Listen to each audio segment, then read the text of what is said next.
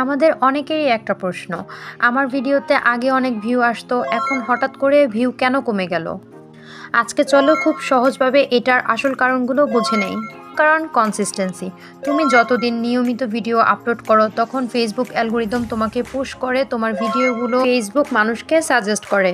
আর তুমি যদি ১-২ দিন ভিডিও করা বন্ধ রাখো তাহলে হয়তো সমস্যা নেই, কিন্তু যদি বেশ কিছুদিন ভিডিও করা বন্ধ রাখো তাহলে ফেসবুক ভেবে নেয় তুমি খুব সিরিয়াস না, তখন তোমার রিচ ডাউন করে দিবে।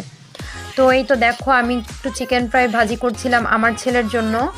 আর এই তো আমি আমার রাতের রান্নাটাও করে নিচ্ছি। এটা কি মাছ আমি জানি না, কাতল কিংবা রুই মাছ হবে।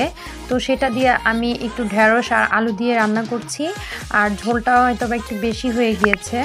তো এই তো আমার চিকেন ফ্রাইটা এদিক দিয়ে দেখলাম একটু বেশি পোড়া পোড়া ভাব হয়ে গিয়েছে। তো ব্যাপার না, ছোটোকালের কথা মনে পড়ে যায়, যখন ছোটোকালে স্পেশাল কিছু রান্না করতো আমার আম্মু। হতে পারে সেটা বিরিয়ানি, হতে পারে চিকেন ফ্রাই কিংবা রোস্ট, পোলাও। তখন একটু পরপর যেয়ে চেক করতাম যে আসলে রান্নাটা হয়েছে কিনা। এখন আমার ছেলেও সেম। এখন আমি মা হয়ে গিয়েছি, এখন ওর বায়নাই আমার পূরণ করতে হয়। ও কখনো চিকেন ফ্রাই খাওয়ার বায়না করে, কখনো বিরিয়ানি। আর যখন রান্না করি সে একটু পরপর এসে বলতে থাকে মাম্মি হয়েছে কিনা, আর কত সময় লাগবে। ওর এইসব পাগলামো দেখে আমার নিজেরও শৈশবের স্মৃতি মনে পড়ে যায়। তো যাই হোক, যে কথা বলছিলাম, চলো সেই কথায় আবার ফিরে যাই। মানুষ ভিডিও কতক্ষণ দেখছে সেটা এখন সব প্ল্যাটফর্মে একটা বড় বিষয়। ভিডিওর প্রথম ৩ সেকেন্ড যদি আকর্ষণীয় না হয়, অডিয়েন্স স্ক্রল করে চলে যায়, তখন ফেসবুক নিজে থেকে তোমার ভিডিওর রিচটা ডাউন করে দেয়। তাই ভিডিওর শুরুটাতে তোমরা আকর্ষণীয় এবং শক্তিশালী কিছু ইউজ করার চেষ্টা করো, যাতে অডিয়েন্স তোমার ভিডিওটা স্ক্রল করে চলে না যায়। আরেকটা গুরুত্বপূর্ণ বিষয় হলো থাম্বনেইল এবং ক্যাপশন। ভিডিও যতই আকর্ষণীয় হোক না কেন, তোমার থাম্বনেইল এবং ক্যাপশন যদি আকর্ষণীয় না হয়, তখন অডিয়েন্স ভিডিওটাতে ক্লিক করে না, আর ক্লিক না করলে ভিডিওতে ভিউও হবে না। তাই তোমরা আকর্ষণীয় থাম্বনেইল এবং ক্যাপশন দেওয়ার চেষ্টা করো।